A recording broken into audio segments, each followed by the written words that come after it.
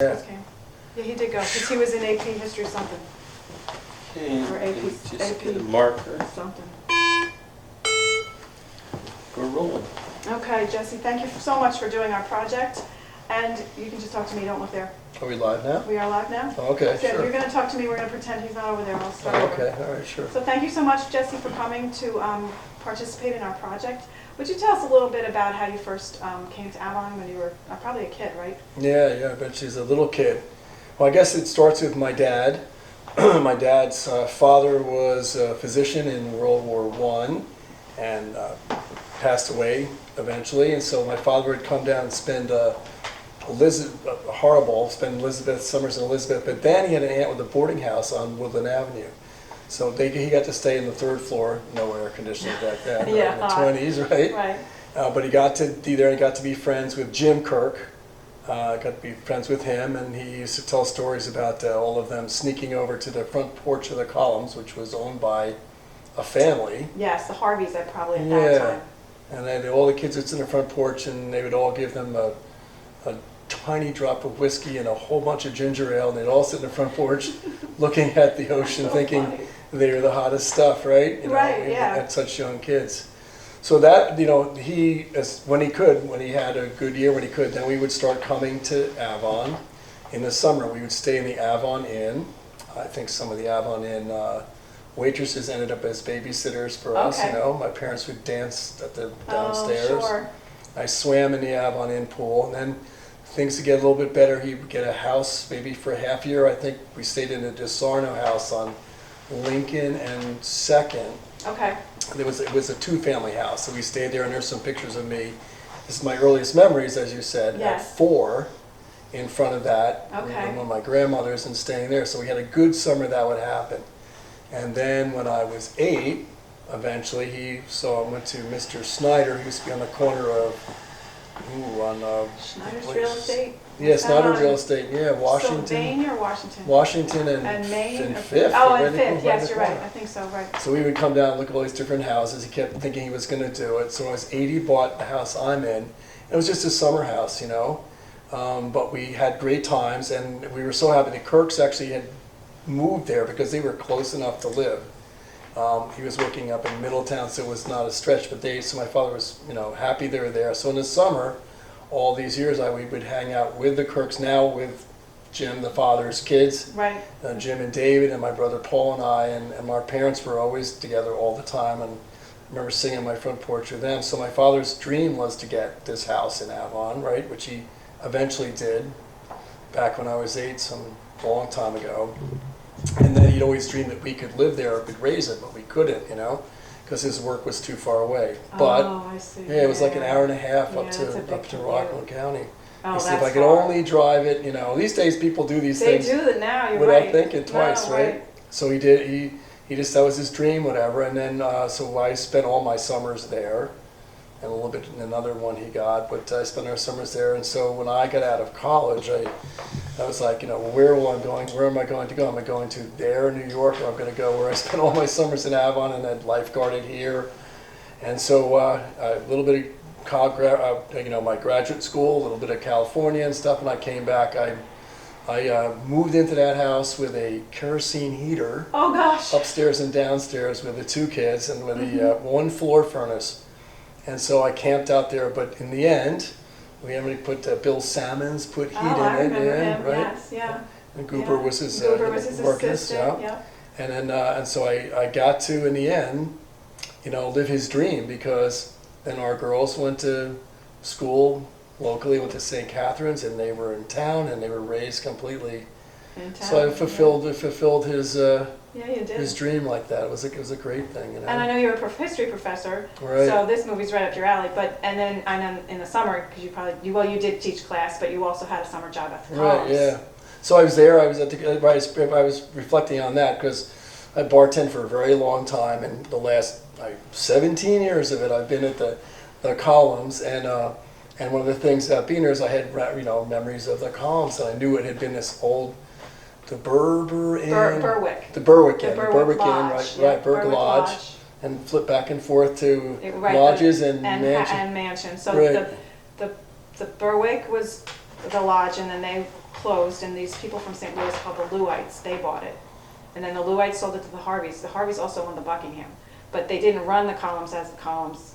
It didn't get named the columns till the Scoruses in 1944 bought it. Later on. Later on, and then they turned it back into a restaurant, no bar because they didn't have a license, and a rooming house upstairs.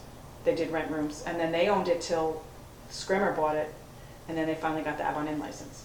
Right, in right. In 1980. I dredged up some great newspaper articles Oh, about them fighting over the liquor license, trying to deny it to the people.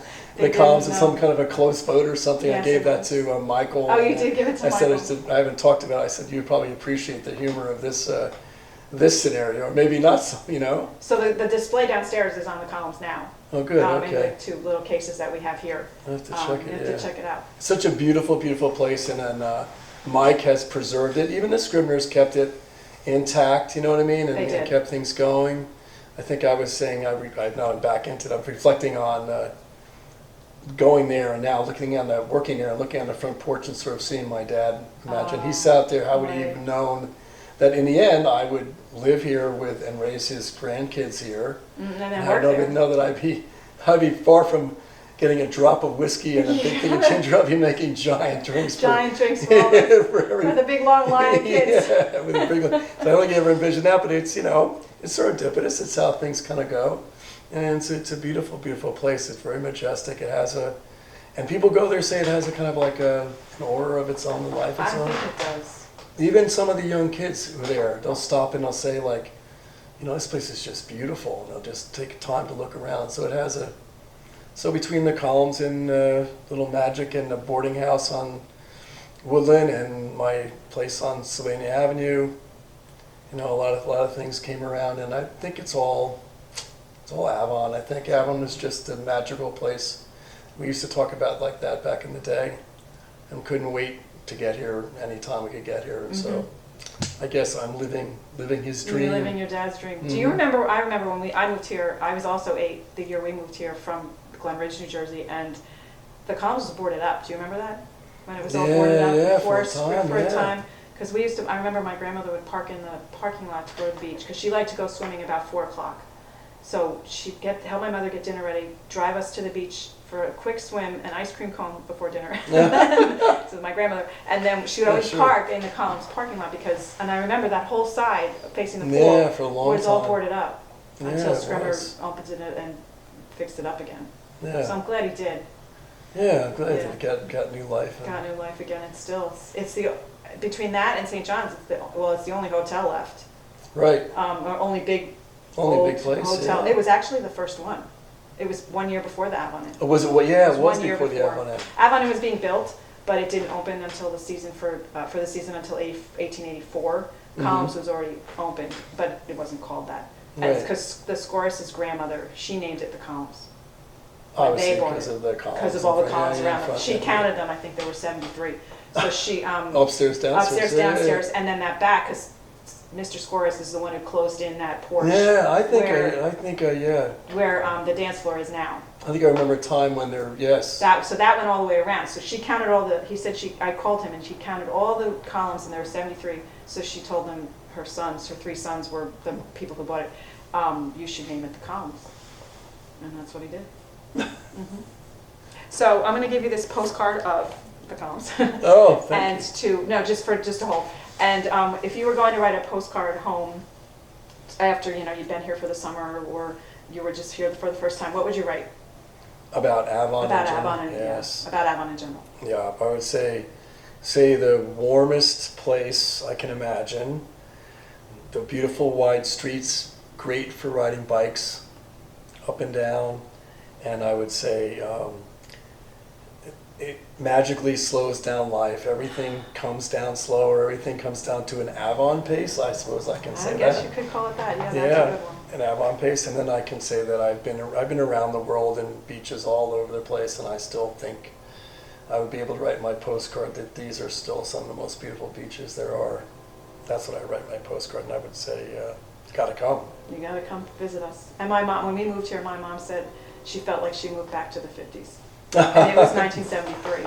I believe it, right? And she was so happy that we moved here to be back in calmer place. Like Glen Ridge was a beautiful town, but I think she was so nervous about the high school years for us, and she had 4 girls. So she said I remember her telling her friends that I feel like I moved back to the 50s. Yeah, no, I think that's exactly right. So when you said that, you sounded like my mother. Yeah, that is exactly right. It did. It was always like that. Mm-hmm. Yeah, and I think my girls were thrilled when growing up here. They were just so psyched that we were here, you know? They were like, you made a great choice, Dad. We said the same thing, too, to my dad. And he always wanted to live on the water, like the ocean, but at least he was on the lake. His brothers used to tease him, well, you finally got on the water, even if it's only a lake. Yeah, right. He's like, yeah, but the ocean's right there. I think just about any place in Avon's a great place, if you ask me. Well, thank you so much, Jesse. You did a great You're job. welcome. Thanks. See, it was easy. It was easy. Well, you're easy to talk. Thank you. You and I, you leave us alone, we talk for like an hour. We could talk for hours. Yeah. Those are the first times we talked for like an hour and a half. At that time, when we were planning the pictures on the Right. photo.